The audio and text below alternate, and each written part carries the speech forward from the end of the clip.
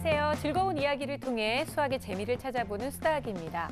생명체가 살아있을 가능성 있는 행성이 발견됐다든지 아니면 외계 비행 물체가 출현했다든지 이렇게 우주에 얽혀있는 의문들이 간혹 제기되고 하는데요. 그런데 이런 의문에 대해서 아이들이 굉장히 관심이 많죠. 그런데 이런 이야기 속에도 수학이 숨어 있다고 하면 아이들이 수학에 대한 생각이 많이 달라지지 않을까요?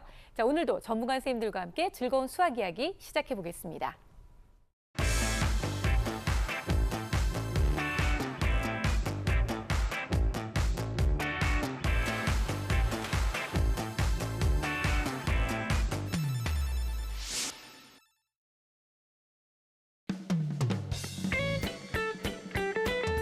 코드랑 다 빼서 숨겨보게 됐거든요. 근데 그게 무용지물이더라고요.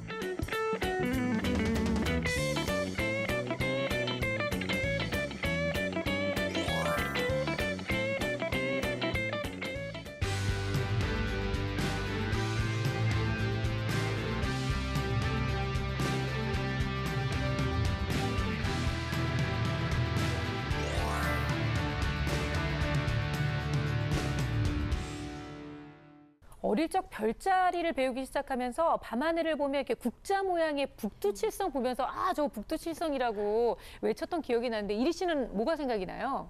저는 뭐 별 하면은 떠오르는 게 네. 예전에 우리 개그맨 선배님이 우리 저기 신인 개그맨들하고 이제 MT를 간 적이 있어요. 네. MT 가면서 밤하늘에 딱 별을 보면서 야, 뭐가 보이니? 별이 보입니다. 그랬더니 눈을 감아보래요. 뭐가 보이니? 아무것도 안 보입니다. 네. 그게 너의 미래야. 근데 농담을 하셨었는데 네. 지금 제가 한 10년이 지나서 보니까 거의 예언이 됐어요. 가슴 아픈 얘기잖아요. 별에 대한 안 좋은 추억이 있습니다. 아이들한테는 그냥 눈 감으라 소리 하지 말아야 될 것 같아요. 네.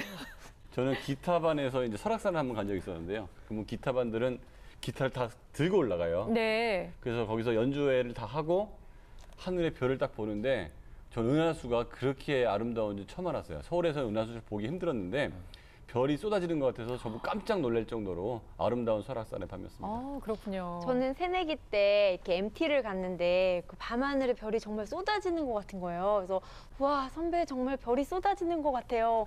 그렇지? 하면서 되게 풋풋하게 했던 기억이 있는데 요즘 연인들도 그렇게 노는지 모르겠네요. 요즘에는 힘들죠. 그래요? 왜냐면 뭐 미세먼지다 뭐다 해가지고 그렇죠. 밤하늘에 별 보기가 쉽지가 않습니다. 사실은 해보기도 쉽지 않아요. 네네. 딱 보니까 느낌이 왔습니다. 뭐요? 오늘 또 파인드 매스. 네. 오늘의 또 이 주제가 왠지 또 기상예보관 아닐까요? 별 예전에- 얘기가 나와서요? 네, 예전에 했던 것 같은데, 근데. 별이라고 하면 사실 기상예보관보다는 이분들한테 물어봐야 되지 않을까요?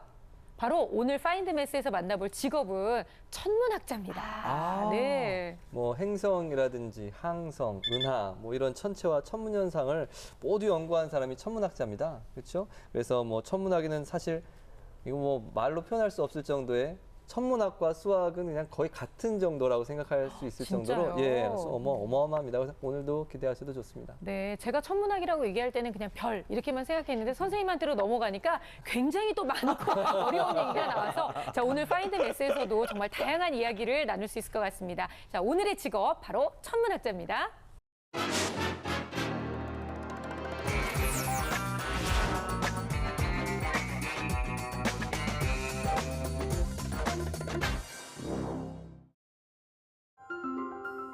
세계 최대의 난제 천문학. 하늘의 별과 우주를 연구하는 학문인 천문학은 신비로운 우주, 그 미지의 세계를 향한 호기심에서 시작되었습니다. 수학, 의학과 함께 인류의 가장 오랜 역사를 함께해온 학문 천문학. 천문학자들에 의해 수천 년 동안 연구가 이루어졌지만 그러나 아직도 풀리지 않은 비밀들이 많습니다. 천문학자들은 수학적 원리를 통해 우주의 비밀을 밝히기 위해 노력했습니다.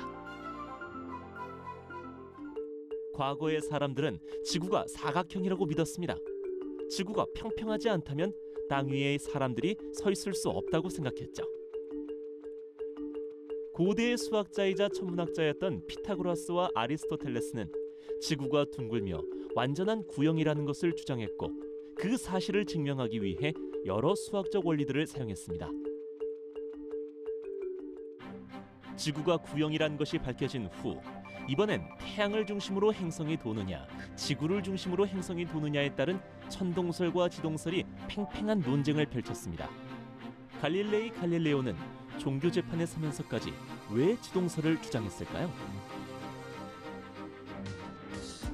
또한 그 시대의 천문학자들은 지구가 돈다는 것을 보지도 않고 어떻게 알 수 있었을까요? 오직 관측과 계산만으로 그 사실을 밝혀냈는데요. 그리고 그 논리를 뒷받침하는데 수학이 사용되었죠. 특히 천문학자 케플러는 3가지 법칙으로 지동설을 완벽히 증명해내었습니다.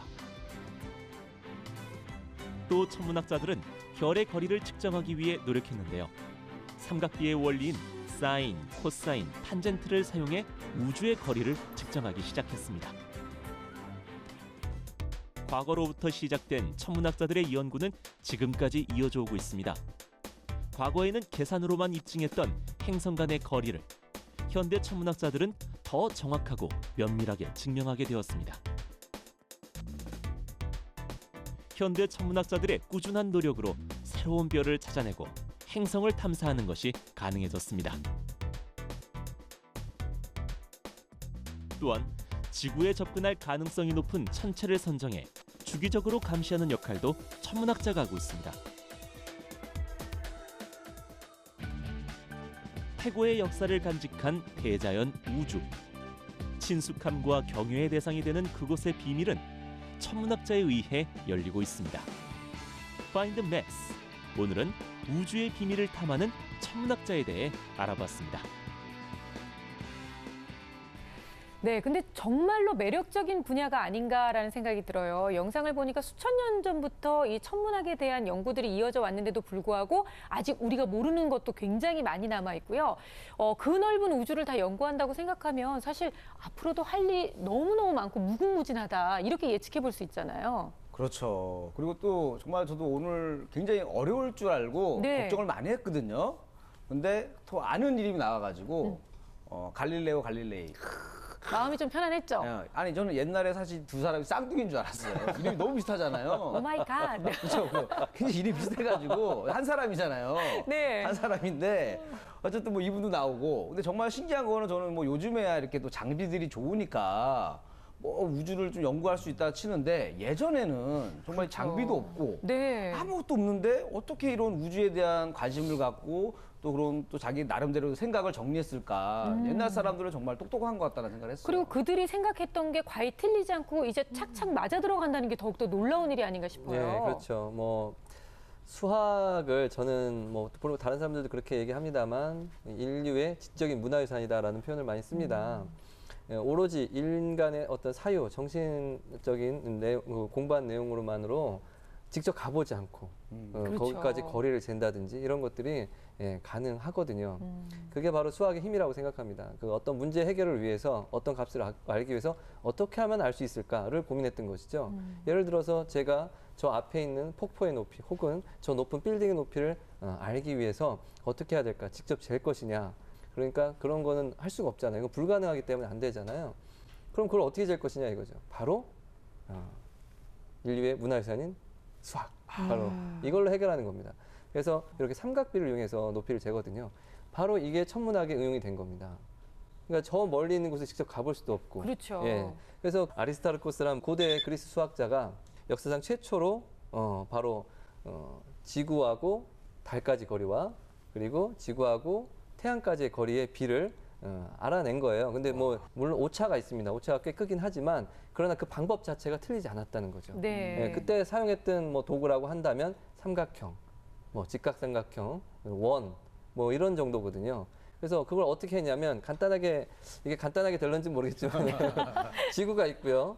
저기에 달이 있고 이쪽에 태양이 있어요. 근데 달에 그 반달이 될 때가 있잖아요. 네. 그렇다는 것은 이 태양과 달이 지금 수직으로 위치가 있다는 거예요. 예. 그리고 지구에서 달을 봤을 때 그 그림자가 똑바로 반달 모양이 되기 때문에 얘하고도 이렇게 수직 관계에 있다라고 볼 수가 있죠. 그러니까 직각삼각형 관계가 생긴 거예요. 따라서 달, 지구, 태양의 각도를 잴 수 있다면 삼각법에 의해서 네. 이 거리의 비를 알 수가 있습니다. 직접 거리는 모르더라도 거리의 비는 알 수가 있었죠. 그래서 그렇죠. 예. 그때 당시 이분이 잰 것의 비는 1대 19 정도라고 생각을 했는데 실측은 1대 400 정도였습니다. 그러니까 약간의 오차가 있었습니다. 약간의 오차만으로도 이게 각도가 실제로 그 87도로 쟀었던 거예요. 근데 실제로는 89.5도거든요. 그러니까 그 정도 벌어져도 그만큼의 차이가 생길 수 있습니다. 그렇죠. 자, 이것만 가지고도 그 거리의 비를 쟀다는 것은 바로 삼각비, 삼각법, 바로 이겁니다. 그것만으로도 거리의 비를 잴 수 있다는 게 놀랍죠. 그렇네요. 과거에는 지구가 평평하다고 생각했고 지구의 끝은 낭떠러지라고 생각했잖아요. 근데 아리스토텔레스가 월식 때 그 그림자, 네. 지구의 그림자가 동그란 걸 보고 아 지구가 동그랗구나. 근데 북쪽에 가면 남쪽에서 볼 수 없었던 별자리가 보인다면 지구는 평평하지 않구나. 그리고 배가 저기서 멀리서부터 오는데 돛부터 보인다는 것은 지구가 둥글기 때문에 가능할 것이다. 그래서 이런 수학적 사고력이 뭐 항해나 농사에 굉장히 플러스가 됐던 거죠. 과거에 보면 천문학은 해나 달을 이렇게 천체를 관측해서 달력이나 시간을 정해서 그 백성들한테 농사의 적절한 시기를 알려줬거든요. 네. 일종의 이것도 수학이죠. 측정을 해서 정확하게 계산을 하는 거니까요. 그런데 현대도 마찬가지입니다. 우리 한국의 표준 달력을 누가 만드냐면 천문학자들이 만들거든요. 그러니까 보면 이렇게 고대에는 그런 전문적인 기기나 도구가 없었을 뿐이지 고대의 천문학자들이 연구한 그 방법을 그대로 현대에서도 하거든요. 네. 진짜 대단한 것 같아요. 그렇죠. 그 옛날에. 네네. 네. 정말로 말씀만 들어봐도 고대의 천문학자들은 진짜 아무도 알지 못했던 미지의 세계를 막 연구해 나간 그런 사람들, 선구자 같은 어떤 그런 느낌도 드는데요. 아까 네. 우리 그 쌍둥이인 줄 알았던 갈릴레이 말고도 정말 그 예전에 과거의 천문학자들은 어떤 유명한 사람들이 있는 건가요? 예, 뭐 이거 일일이 다 설명하기 좀 어렵고요. 그 중에 이제 우리가 이름을 알 만한 사람들의 업적을 한번 다시 되돌아보는 시간을 가지면 좋을 것 같은데요. 뭐 네. 대표적으로 코페르니쿠스 있잖아요. 코페르니쿠스는 사실 태양 중심설, 지동설을 주장을 한 거예요. 그러니까 그 당시 종교적인 상황을 본다면 이런 걸 주장하는 게 쉽지 않았을 그렇죠. 거거든요. 예. 그래서 근데 주장을 했고 우주의 중심은 지구가 아니라 태양이며 지구를 비롯한 모든 행성은 태양의 둘레를 공전한다는 그런 우주관을 제기를 했습니다. 그리고 케플러가 있습니다. 케플러는 이제 독일의 수학자, 천문학자인데 이분도 사실은 이 철저한 수학적 계산에 의해서 지동설을 증명하신 분이에요. 그러니까 이게 가능했던 이유는 사실 이 케플러의 스승이 티코 브라헤라는 분이셨는데 이분은 사실은 이 지구 중심설을 증명을 하시고 싶었던 거예요. 네. 그 실측을 어마어마하게 오랜 기간 동안에 자료를 방대하게 축적을 해놓은 거예요. 그런데 사실은 증명을 제대로 못하고 주장을 하려고 했으나 오차가 자꾸 생기고 그런데 그 자료를 가지고 케플러가 네. 그 자료를 이제 제자인 케플러가 네. 공부를 하다 보니까 이게 아닌데 오차가 이렇게 오히려 생긴- 반대가 돼버린 거죠. 그래서 이제 오히려 그 자료가 지동설의 근거가 되고 또한 원이 아니라 타원 궤도라는 것을 증명해내는 자료로 쓰이게 된 겁니다. 우리나라의 경우에도 아주 옛날부터 천문에 관심이 많았거든요. 신라의 첨성대도 그렇고 그렇죠. 뭐 고려 시대의 별그림 무덤도 그렇고 천문에 관심이 많았다는 걸 알 수 있는데 가장 꽃을 피웠던 것은 조선 시대의 세종대왕 때죠. 아무래도 그래요? 세종대왕은 그 과학 천문과 더불어서 수학에 또 굉장히 관심을 많이 가졌고 잘했잖아요. 그래서 과학자들을 진두지휘해서 7년 동안 천문기기들을 여러 개를 만들었는데 뭐 예를 들면 태양이 남중했을 때 남중고도에 있을 때 그 표의 그림자 길이를 잽니다. 그래서 그 태양까지의 길이를 잴 수가 없잖아요. 그래서 각도 아까 그 삼각비처럼 네. 각도를 해서 그 그림자의 길이의 짧고 긴 거에 따라 하지점과 동지점을 찾는 그런 규표를 만들기도 했고요. 그리고 또 그림자의 위치를 보고서 시간을 알 수 있도록 하는 최초의 해시계죠. 앙부일구를 또 만들기도 했습니다. 네. 그리고 자동 시보 장치를 가지고 있는 최첨단 물시계죠. 예, 자경류도 만들고 이런 식으로 7년 동안 그 수학을 응용해서 그 천체와 수학의 원리를 응용해서 15가지 천문 기기를 만들었어요. 와. 그때 당시에 뭐 아무것도 없는데 도구도 그렇죠. 없는데 정말 그 각도, 비율, 그리고 그 시간 측정하고 정확한 그 간격들을 조정을 해가지고 다 만든 거거든요. 네. 그래서 정말 대단하고 지금도 외국에서도 뭐 존경받는 쾌거라고 할 수 있죠. 그렇군요. 역시 뭐 대단하네요. 뭐 세종대왕도 대단하지만 아무것도 없는데 야 이거 만들어 봐. 그거 막 300자 누구 서는 거 맞을 거 아니에요.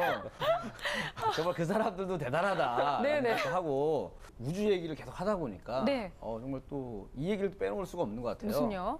또이 외계인, 또 오. UFO. UFO. 예. 왜냐면 또 이 제 고향 사람들이기 때문에 항상 관심이 많아요. 제가 그쪽에. 네. 언제 찾으러 올지 모른다는 아니 생각. 실제로 존재할까 뭐 이런 생각 많이 하지 않나요? 어쨌든 그 늘 이렇게 우주에 대한 관심을 갖고 망원경을 봐야 되니까 이 뭐 천문학자들은 뭐 이 수학보다도 어떤 면에서는 시력이 더 좋아야 되는 게 아닌가.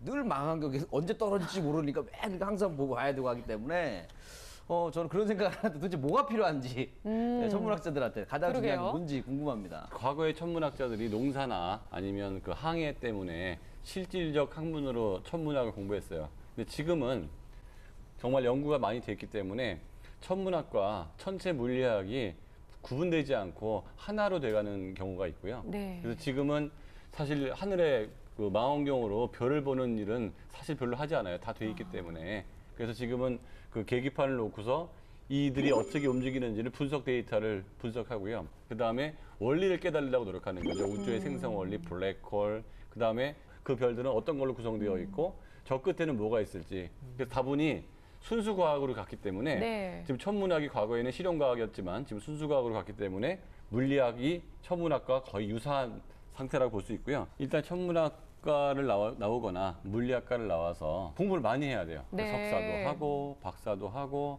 그래서 천문학자들은 공학도로 보면 사실은 힘들 거고요. 하나의 철학이나 물리학처럼 순수 과학, 나는 공부하는 게 너무 좋다, 연구에 몰두하고 싶다, 이런 사람들한테 맞는 것 같아요. 네. 그리고 아이들의 수학 실력을 늘리는 방법으로도 천문학을 이용할 수가 있어요. 그래요? 천문학하면 보통 과학이다라고 생각을 하시는데 천문대를 실제 아이들을 데리고 가서 보여준다거나 또는 뭐 아마추어 천문학회들이 많거든요. 거기에 가입을 해서 서로 교류하는 활동을 한다거나 또는 어린이들 전용 과학 수학 월간지들이 있거든요. 네. 거기에 천문 별자리 이야기들이 많이 나와요. 근데 일단 그거에 아이들이 관심을 갖기 시작하면 그 원리들을 이해하는 데 있어서 정말 많은 수학들이 그냥 수학 덩어리 자체가 속해 있기 때문에 네. 아이들이 더 궁금해하고 이해하려고 하고 자기가 탐구하고 이런 경우가 많거든요. 그래서 천문학을 좋아하는 어린이들이 수학을 참 잘합니다. 네. 근데 앞서 저희가 그 어마어마한 수학 원리가 숨겨져 있다는 걸 영상을 통해서 봤잖아요.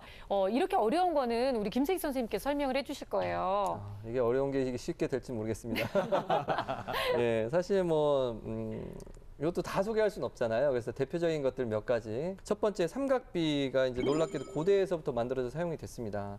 뭐 이름이 있습니다. 이 삼각법의 아버지라고 불리는 이 히파르코스라는 분이 있습니다. 네. 그리스 천문학자이기도 하고 수학자이기도 한. 이 히파르코스는 이 천체를 관측하고 운동을 뭐 수학적으로 풀어낸 사람인데 이 지구와 달의 거리를 계산하기 위해서는 이 삼각비를 연구해야 된다는 생각을 한 거예요. 어떤 그 구면 위에 두 점 사이 거리를 재려면 현이라든지 이런 삼각법이라든지 이런 것들을 연구해서 현의 표를 또 작성하고, 그래서 바로 천문학을 연구하기 위해서 삼각법의 어떤 기초를 확립한 분이다라고 이렇게 생각하시면 되고요. 네. 그리고 두 번째 이제 로그입니다. 이게 시험 문제 때문에 로그를 접하신 분들이 훨씬 더 많을 텐데 그렇죠. 실제로 이 로그는 발명품이라고 보시면 돼요. 희대의 발명품입니다. 왜냐하면 그 전에는 없었던 것이기 때문에 획기적인, 그 당시로서는 굉장히 획기적인 계산법입니다. 왜 그러냐면 큰 수를 다루는데 예를 들어서 1024, 1024, 1024 몇 번 곱하면 굉장히 큰 수가 되잖아요. 그렇죠. 그러니까 이렇게 250제곱 같은 거 어떻게 쉽게 계산하겠어요? 쉽지 않거든요. 그것을 사실은 로그표를 계산해 두면 이런 곱셈을 덧셈으로 바꾸어서 계산할 수가 있습니다. 뭐 이걸 설명하자면 수학 문제가 되기 때문에 여기서는 좀 자제하겠지만 네네. 사실은 아주 유명한 말이 있죠. 라플라스라는 사람이 이런 말을 했습니다. 천문학자의 수고를 덜어줌으로써 로그의 발명은 그들의 수명을 2배로 늘려줬다라는 말이 있습니다. 왜냐하면 그런 계산들을 조금 간편하게 해줄 수 있었기 때문에 네. 큰 수의 계산을, 어려운 것을 덧셈 계산으로 바꿔서 좀 쉽게 계산을 했다라는 뜻입니다. 그래서 이런 문제를 한번 좀 내볼까 하는데 이리 씨, 네. 지구와 명왕성의 거리가 얼마나 될까요? 이 문제를 해결하려면 네. 일단은 그 지식 사이트로의 로그인을 해야 될 것 같아요. 오. 로그인 합시다. 로그에 들어가야 됩니다. 로그인 해야 됩니다. 이거는. 네. 이게 거리가 32.6 AU인데 이 AU란 단위가 어느 정도의 거리냐면 1억 4,959만 7,870km 정도 됩니다. 그러니까 이제 뭐 사실 이런 뭐 어마어마한 단위라서 감이 네. 안 옵니다. 너무 멀기 그러니까요. 때문에. 예. 그래서 로고가 없었을 때는 이런 계산들을 천문학자들이 어떻게 했을지 정말 생고생을 네. 생고생을 할 수밖에 없었다라는 얘기를 할 수 있고요. 이제 세 번째는 이제 미적분이라고 할 수 있는데요. 미적분에서 보면 케플러의 법칙을 수학적으로 증명한 분이 바로 아이작 뉴턴이잖아요. 네. 그래서 케플러 덕분에 행성이 타원 운동을 한다는 것은 사실은 밝혀졌어요. 그런데 케플러는 어떻게 왜 그 천체 그 행성들이 타원 운동을 해야 하는지는 설명을 사실 못했어요. 그래서 이런 것들을 연구하게 된 것이 1687년 뉴턴이 바로 만유인력의 법칙 때문이라는 것을 수학적으로 증명을 했습니다. 그래서 이제 어떤 미적분의 태동을 일궈냈다라고 할 수가 있겠습니다. 즉 이런 것을 설명하자면 이렇게 설명할 수 있을 것 같아요. 새로운 천문학 이론이 제시가 되고 이를 뒷받침해주는 관측이 일어났고 그 다음에 수학적 이론들이 꼬리에 꼬리를 물고 나와서 완전히 어떤 새로운 수학들이 나타나게 된 거죠. 네. 그래서 미적분학을 중심으로 이제 한 18세기 초까지의 어떤 초기의 수학은 모두 어떻게 보면 천문학이 그 출발점이 되었다고도 말할 수 있습니다. 네. 요즘에 얼마 전에 빅데이터 많이 나오고 지금도 네. 많이 활용되잖아요. 가장 먼저 활용된 분야가 바로 천문학입니다. 그만큼 천문학자들은 방대한 관측 데이터를 처리해야 됩니다. 그래서 보면은 어마어마한 양의 데이터를 처리하는 최고의 전문가가 천문학자라고도 할 수 있는데요. 실제로 데이터 분석에 아주 관심을 갖고 있는 미국 월가의 금융회사에서 천문학자들을 앞다퉈서 모셔간다고 해요. 오, 정말로요. 네, 저는 사실 뭐 우주에 대해서 가장 관심 갖는 건 딱 하나입니다. 나의 안위와 관련돼 있는 거 뭐냐. 네. 예전에 우리 공룡시대가 멸망한 이유가 뭐 행성이 충돌해서 그런다, 뭐 먹을 게 없어서 그런다, 뭐 여러 가지 이유가 있었는데 행성 충돌도 가능성이 있다고 보거든요. 그래서 야, 앞으로 내가 살고 있는 동안 혹시 우주에서 뭐가 날라오지 않을까. 아. 요거에만 관심이 좀 있어요. 아, 진짜로요? 네. 아니, 진짜 똑같은 그 하늘을 보고 우주를 보면서 이런 생각을 하는 사람들이 있는 반면 자기의 입장만 생각하는 이런 사람도 있다는 거 놀랍지 않을 수 없습니다. 근데 사실 많은 어린이들이 천문학자라는 단어는 몰라도 별에 관심이 있거나 우주에 관심이 있는 아이들이 많아서 천문학과 관련된 또 천문학자와 관련된 여러 가지 체험관도 데려가 보시고 또 그 안에서 얼마나 오묘한 수학의 이해가 숨겨져 있는지 알려주신다면 아이들이 더 많은 흥미를 느끼지 않을까 싶습니다. 자, 파인드 매스 다음 시간도 많이 기대해 주세요.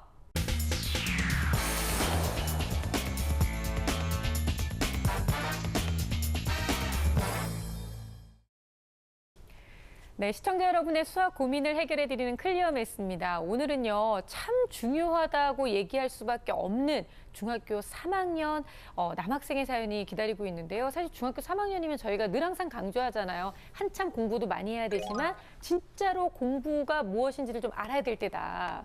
그럼요. 아무래도 이 진로를 결정해야 되는 시기이고 그리고 사실 진짜로 그 중3에 나온 수학들이 고등학교에 활용되는 것이 정말 많아요. 그렇군요. 그래서 실제로 수학을 다시 뭐 공부하시는 분들이 어려워하는 것들이 사실 중학교 때 놓쳤던 것들이 많습니다. 그래서 네. 정말 사실 중요한 시기라고 할 수 있습니다.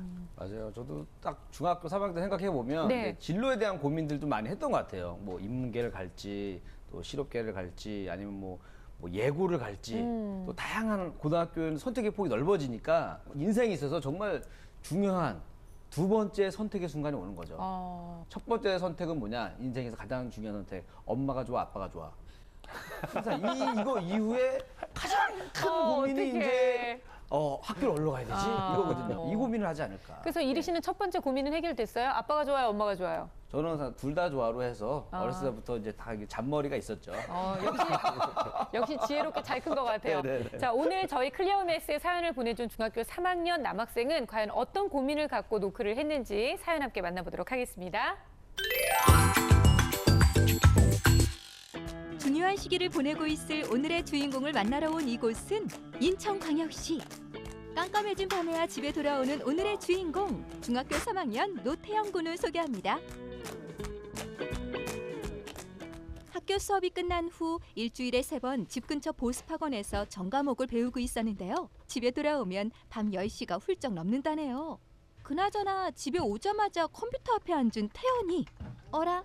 지금 하고 있는 건 게임 아닌가요? 인터넷 강의를 듣는 줄 알았는데 오자마자 게임 삼매경에 빠져버렸네요. 공부는 대체 언제 하려는 걸까요? 공부는 집에서 안 하고 거의 집에 와서 숙제만 조금 하는 정도예요. 게임 다 하고 그 나중에 하려고요.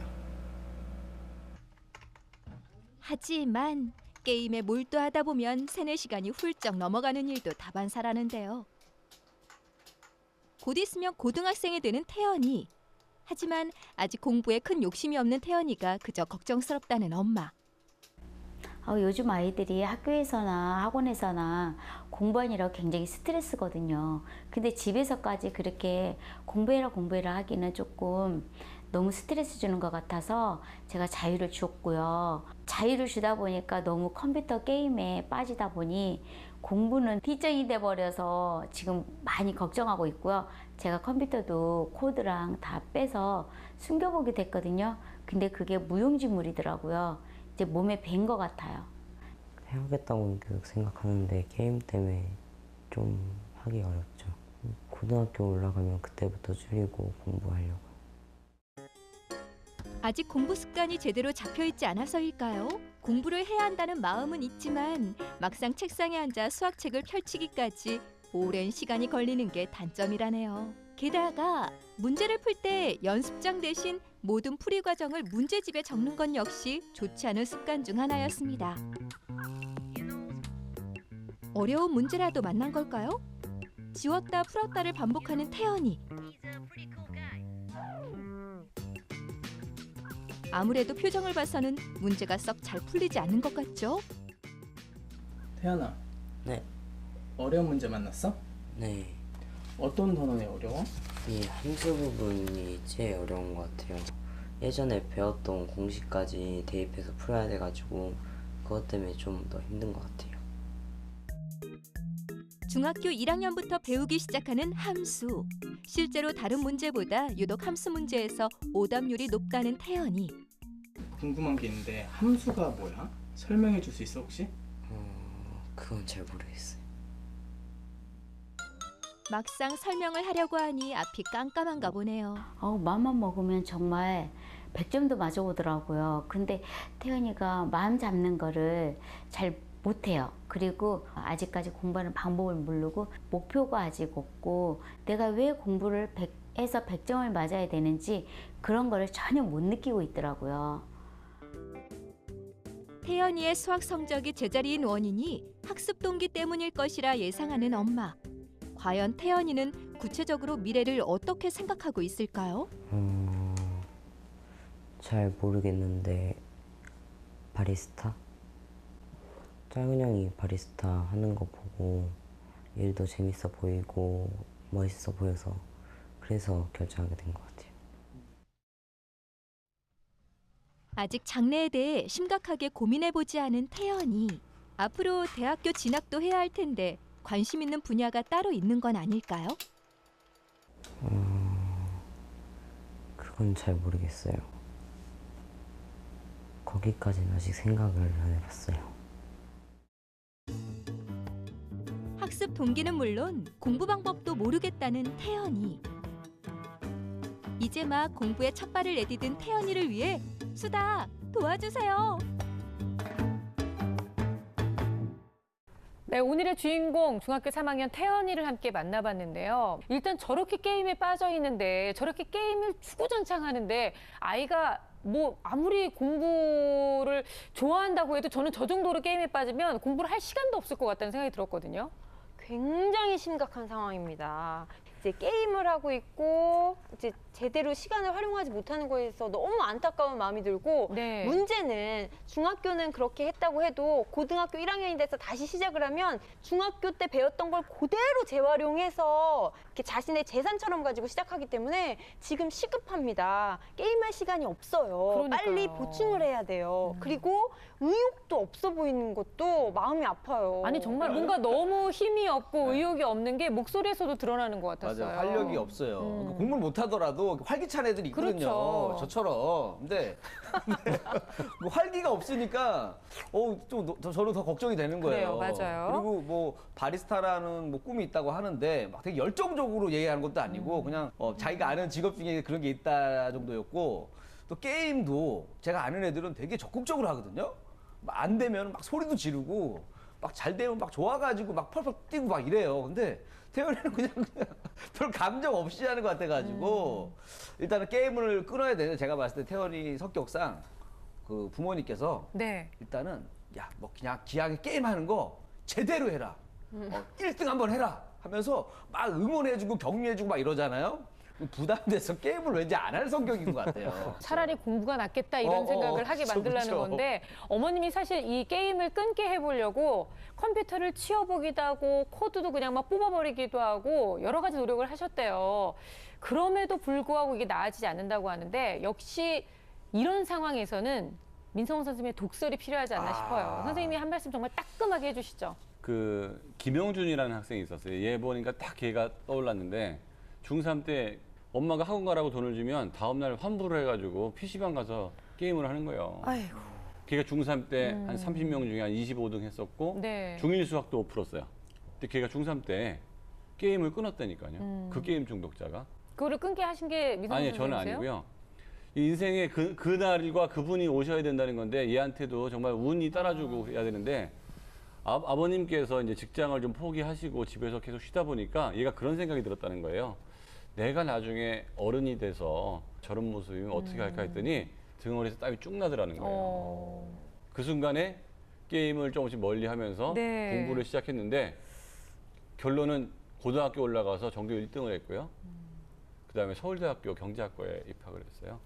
정말요? 그러니까 이런 계기가 얘한테도 있어야 될 게 때문에 저는 영준이라는 친구가 책도 썼거든요. 네. 그 책을 한번 이 친구가 읽어보고 정말 운이 좋으면 얘한테도 그런 계기가 오지 않으면 아무리 공부 얘기를 하고 옆에서 협박을 해도 지금 얘는 좀 처절한 한 방이 와야 될 것 같아요. 그러니까요. 뭐 옆에서 아무리 어떤 사람이 얘기한다고는 본인이 정말 그 필요성을 느끼지 않으면 이건 참 어려운 얘기일 것 같은데요. 어머님께서 저희한테 연락하시면서 가장 이제 원하셨던 거는 태연이의 학습 의욕을 나는 어떻게든 좀 살려보고 싶다 이렇게 요구를 하셔서요. 저희가 일단 차근차근 좀 살펴보도록 하겠습니다. 일단 학습면은 좀 어떤가요? 굉장히 뭐 기본적인 개념이 많이 부족합니다. 뭐 함수가 뭐야라고 했을 때 이제 함수를 모른다고 했는데 사실 함수가 뭐야라고 했을 때 질문에 답할 학생들은 많지 않습니다. 그렇죠, 어렵죠. 그게 네. 그런데 이제 이런 건 문제가 있습니다. 2차 함수, 그러니까 함수의 어떤 일부분, 특정 부분들은 좀 알 수가 있거든요. 그 문제를 푸는 걸 봤는데 완전 엉뚱한 걸 써놨더라고요. 네. 그 y x 플러스 1 곱하기 x 마이너스 3이라는 2차 네. 함수인데 모양은 맞았어요. 그런데 y축과의 교점, 축의 방정식, 꼭지점의 좌표가 완전히 엉뚱하게 써 있어요. 사실 이게 이쪽에서는 좀 아주 기초적인 부분에 속합니다. 그래서 어려운 내용이 아니라 실제로 이렇게 함수를 만들어 놨더라고요. 그런데 그거를 여기서 요 내용을 이렇게 옮겨만 놔도 되는데 이름을 모르는 거예요. 그래서 조금만 얘는 이걸 할 수 있기 때문에 이차 함수 완전적 꼴로 만들었기 때문에 조금만 공부하면 이거는 해결할 수 있어요. 그러니까 사실 이런 건 마음이 있냐 없느냐의 차이일 수 있거든요. 그래서 만약에 마음이 좀 있다면 충분히 할 수 있다라는 생각은 듭니다. 네. 저는 함수만의 문제가 아닌 것 같아요. 이렇게 보면은 원의 성질이니 인수분해니 삼각비니 그냥 전반적에 걸쳐서 이렇게 의욕도 없지만 실력도 좀 부족한 게 아닌가 싶어요. 그래서 지금 중1로 다시 되돌아가서 후행을 했으면 좋겠는데 게임을 할 때 즐겁지 않아요. 빠져는 있는데 굉장히 맞아요. 다이나믹하게 네. 하지 않고 굉장히 습관적으로 게임을 한다는 느낌이 들었거든요. 그래서 공부도 이 게임처럼 약간 일종의 그냥 습관처럼 내가 이걸 해야겠어 열심히 하지 의지를 부여하기보다는 아예 그냥 집으로 돌아왔을 때 밥 먹고 앉아서 컴퓨터 키는 그 루트처럼 아예 그냥 습관화시켜서 공부를 좀 쉬운 내용부터 접하게 하는 방법도 있지 않을까 하는 생각도 해봤습니다. 네. 사실 그냥 모습만 봐도 중3 아이 진짜 에너지가 막 넘칠 때인데 그런 에너지가 전혀 느껴지지 않아서 저는 이 아이의 성향과 또 성격 이런 게 굉장히 많이 궁금하더라고요. 예, 검사 결과를 보면서 말씀드리겠습니다. 네. 사실 언어성하고 동작성을 보면 평균선보다 위에 있어요. 그러니까 머리가 나쁜 애는 아니에요. 네. 그 강점은 토막자기 공통성 동향찾기, 즉 공간지각력도 괜찮고 추론 능력도 있어요. 근데 여기서 약점이라고 보이는 게 저게 굉장히 학습에도 안 좋고 치명적인 게 안 좋아요. 그게 뭐냐면 숫자하고 기호 쓰기입니다. 이게 집중력하고 단기 기억력을 나타내는 지표인데요. 네. 이거는 게임을 하는 애들이 전부 안 좋아요. 이거는. 그래요? 게임을 많이 하게 되면 너무 강한 자극을 계속 받다 보니까 집중력하고 기억력이 많이 떨어진 상태예요. 그렇군요. 그래서 게임이 머리에 저런 영향을 미친다고 볼 수 있겠죠. 그다음에 수학 성취성 평가는 하 수준인데요. 이 아이의 인지 능력에 비하면 중 정도는 나와야 되거든요. 그래요. 근데 하라는 거는 학습 습관이 너무 안 좋은 거죠. 타고난 능력의 문제가 아니에요. 그러니까 네. 게임 하느라고 수학 공부할 시간이 없었다는 거고 상당히 안 좋은 학습 능력으로 지금 남아 있는 거예요. 아유, 그렇군요. 진짜 마음이 좀 답답하네요. 근데 좀 약간 특이한 게요. 학교에서 시험을 봤을 경우에는 지금 70점대를 받고 있어서 70점대면 그렇게 너무 비관적인 점수는 아닐 수도 있는데 이걸 어떻게 해석을 해야 되는 거죠? 그 70점이 그 학교에서 어느 정도 점수인지는 이제 판단을 해야 될 것 같고요. 네. 일반적으로 이제 중학교에서 아주 경쟁이 치열하지 않은 학교는 한 절반 이상의 문제는 다 맞추라고 냅니다. 초등학교처럼. 근데 학교 수준이 굉장히 좀 높은 애들이 많으면 한 30%만 쉽게 내고 네. 한 70점대부터 변별력을 가져가려고 그러고요. 그래서 어떤 아이가 몇 점이라는 거 갖고서 아이의 실력을 평가하면 절대로 안 되고요. 그 다음에 중간고사 같은 경우는 이 아이가 머리가 안 나쁘다고 그랬잖아요. 그러니까 시험 준비를 하느라고 짧은 범위를 아주 반복을 해버리면 어느 정도 성적이 나올 수가 있어요. 근데 성취도 평가라는 것은 범위가 굉장히 크거든요. 그러니까 이번 중간고사 범위보다 몇 배 크기 때문에 네네. 준비할 수 있는 방법이 없어요. 그러니까 평상시 얘가 갖고 있는 실력으로 봐야 된다는 거죠. 그러니까 그나마 희망적인 것은 이 아이가 인지 능력이 나쁘지 않고 그래도 노력하면 어느 정도 점수가 나올 수 있는 가능성은 보여준 게 희망적인 거죠. 그러니까요. 그러니까 정신을 번쩍 나게 우리가 좀 만들어줘야 할 텐데 오늘 방송 보면서 그런 계기가 됐으면 좋겠습니다. 일단 성취도 평가 그 문제풀이 했던 과정을 통해서도 선생님들이 문제점을 좀 보셨을 것 같은데요. 근데 이게 문제를 많이 못 풀었어요. 그러니까 분석할 게 사실 별로 없을 정도로 문제를 많이 못 풀었고 그래서 하위권입니다. 그런데 이제 어느 정도의 문제를 못 풀었냐면 1번 문제를 못 풀었다는 게 이제 심각한 점인데 무리수를 계산하는 거예요. 이제 네. 분모 유리화하는 과정이라서 아주 간단한 과정입니다. 즉 이렇게 간단한 연산도 못한다는 것은 좀 연산 실력이 기초 실력이 매우 안 좋다, 매우 심각하다 이런 판단을 할 수 있고요. 그리고 또 맞은 문제가 있는데 이제 300-5 곱하기 300 플러스 1 플러스 9는 n제곱 이래서 만족하는 자연수 n의 값을 구하시오라는 문제였습니다. 이것은 사실 이 숫자 300이라는 숫자가 좀 약간 크기 때문에 이걸 치환해서 뭐 어떤 숫자로 놓고 변환해서 문제를 푸는 것인데 이걸 직접 전개를 해가지고 계산을 했더라고요. 네. 그래서 이제 큰 수를 가지고 계산을 했더라고요. 그러니까 답은 맞았으나 의도와는 다르게 푸른 것이고 그렇게 해서는 더 큰 수를 만나면 계산을 할 수가 없겠죠. 없죠. 그래서 조금만 생각을 해본다면 문제 의도가 무엇일까 이렇게 하라는 건 아닐 텐데라는 생각을 하면서 이제 문제를 풀어야겠죠. 네네. 예, 그래서 기초를 좀 채워야 뭐든 좀 할 수 있을 것 같습니다. 그래요.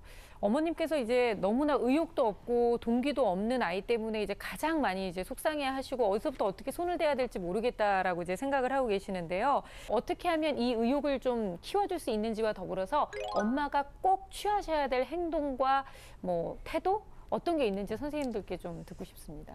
우선은 자율적으로 하기를 바라는 거는 조금 이 상황에서는 무리일 것 같아요. 네. 그래서 지금 스스로 네가 하고 싶은 거 공부해가 아니라 후행 그리고 현행에 관련돼서 동영상 하나씩 네. 그리고 푸는 분량의 것을 적당히 계획을 해서 이 친구한테 할당량을 부과하는 거죠. 그래서 매일 이제 농사 짓듯이 할당량을 할 수 있도록 그리고 이 상담은 학교 선생님을 통해서 좀 상담을 해서 아이의 실력에 맞게 그 계획을 좀 정할 때 전문적인 도움을 받으면 좋을 것 같아요. 네. 저는 조금 이제 좀 다른 방법을 생각해 봤는데 일단은 굉장히 자극 중에서 가장 강한 자극 게임을 하잖아요. 근데 그러다 갑자기 공부하라 그러면 좀 되게 힘들 것 같아서 이 중간 거가 뭐가 있나 생각해 봤는데 좀 그 만화책 있잖아요. 일단 책상에 네. 앉아 있는 습관부터 좀 했으면 좋겠어요. 그래서 좀 가벼운 만화책을 읽고 그 다음에는 이제 좀 꿈이 생겼으면 좋겠어요. 그래서 위인전을 좀 이렇게 뭐 너무 두꺼운 거 말고 간단한 그 역경을 이겨내는 그 위인들의 얘기들 보면서 아 나도 노력하면 잘 될 수 있겠구나 해서 좀 그런 거부터 읽고 동기부여부터 좀 생겼으면 좋겠어요. 네. 사실 저는 직접 경험해봐야 한다고 생각해요. 책을 통해서라든지 이런 것은 아마 자극이 적어서 그런 어떤 꿈이 어떤 동기나 이런 것이 생길 것 같진 않거든요. 그래서 예를 들어서 바리스타가 좀 꿈이라고 예를 든다면 바리스타 분이 일하시는 곳에도 가보게 직접 하고, 가보고. 예, 뭐 다른 어떤 직종이라든지 뭐 친척이 있으면 이거 좀 하고 싶다 하면 거기서 좀 일도 좀 해보게 하고 알바도 좀 해보게 해서 어떤 동기 혹은 꿈, 아 이런 삶도 있구나, 어떤 경험을 통해서 뭔가를 좀 극복하는 계기가 만들어지지 않으면 이게 고착화될 가능성이 있기 때문에 더 늦기 전에 그런 경험들을 좀 만들어 주시면 좋겠고요.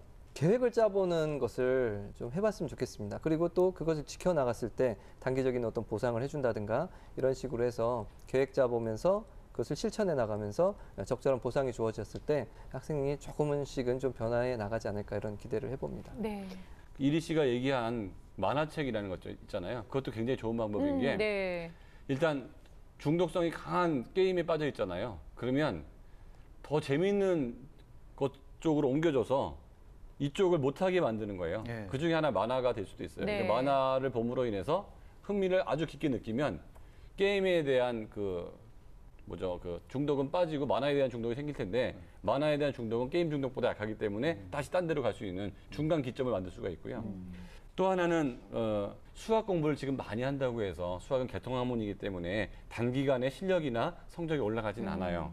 그래서 저는 수학을 잘하기 위해서 오히려 기술과정처럼 남들이 별로 많이 도전하지 않고 예습을 많이 하지 않은 과목을 남들보다 더 많이 하는 거예요. 네. 그러면 이 아이의 인지 능력이 나쁘지 않기 때문에 최상위 수준 100점까지 나올 수가 있습니다. 그래서 제가 이 아이한테 주고 싶은 거는 아 나도 뭔가를 하면 그쵸. 되는구나 라는 성취 경험을 줘서 그러려면 게임을 좀 적게 하면 더 할 수 있겠다 이렇게 가는 게 좋을 것 같아요. 진짜 맞는 말씀 같아요. 진짜 아주 눈에 보이는 결과를 딱 볼 수 있는 과목에 일단 집중해서 내가 성공 경험을 맛보고 그걸 이제 수학으로 옮겨가는 거죠. 제가 늘 그런 방법을 썼는데 성공 확률 90% 넘습니다. 아, 네. 어머님 90%가 넘는다는데 우리 한번 해봐야죠. 우리 태연이를 위해서. 자, 오늘은 중3 태연이에 대한 이야기를 함께 나눠봤는데요. 일단 이 많이 떨어져 있는 학습에 대한 의욕도 좀 높일 수 있는 방법과 더불어서 이 게임보다는 책을 좀 더 좋아하게 만드는 방법 함께 얘기를 나눠봤습니다. 자, 전문가 선생님들께서 마지막으로 정리해드리는 태연이를 위한 결정적 한방 들어보겠습니다.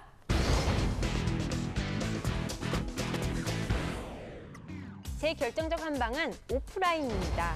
온라인을 끄고 직접 보고, 듣고, 쓰고, 읽는 활동이 필요합니다.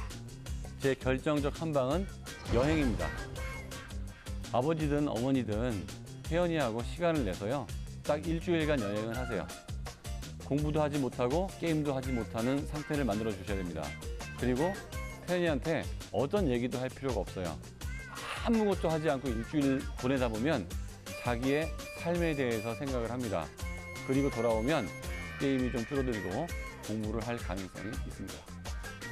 제 결정적 한방은 긍정적 경험입니다. 마우스를 손에서 놓고요. 사람을 만나보세요. 주위에서 좋은 사람을 만나보다 보면 그러한 경험들이 내 삶을 돌아보게 합니다.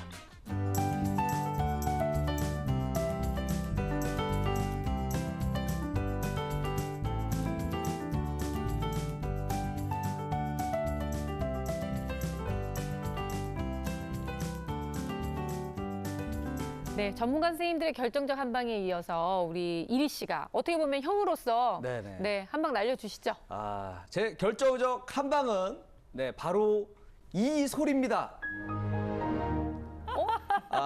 우리 보니까 좀 걱정이 많이 됐어요. 네네. 게임을 너무 많이 좋아해가지고 지금은 이제 공부할 나이인 것 같아요. 그래서 꿈꾸던 인생으로 부팅을 하려면 네. 지금 당장 게임은 꺼라 이 얘기를 해주고 싶습니다. 그래요. 네. 너무 좋은 얘기네요. 진짜 잘못하면 인생의 전원이 꺼질 수 있어요. 그러니까 우리가 지금부터라도 아직 태연이 앞에 펼쳐질 그 더 나은 미래를 위해서 더욱더 노력했으면 좋겠어요. 태연이는 노력하고요. 또 어머님께서는 조금이나마 아이가 좀 측은해 보이더라도 마음 단단하게 먹고 지금 아이를 잡아주지 않으면요. 어머니 나중에 태연이가 어른이 돼서 그때 왜 나를 도와주지 않았냐고 어머니를 원망할지도 모르잖아요. 그때보다는 지금 좀 독하게 마음을 잡수시는 게 훨씬 더 낫지 않을까 싶습니다. 자, 우리 태연이와 태연이 어머님 또 태연이 가정을 위해서 저희가 늘 항상 응원하겠습니다. 자, 오늘 수다학은 여기까지고요. 저희는 다음 시간에 다시 찾아올게요. 감사합니다.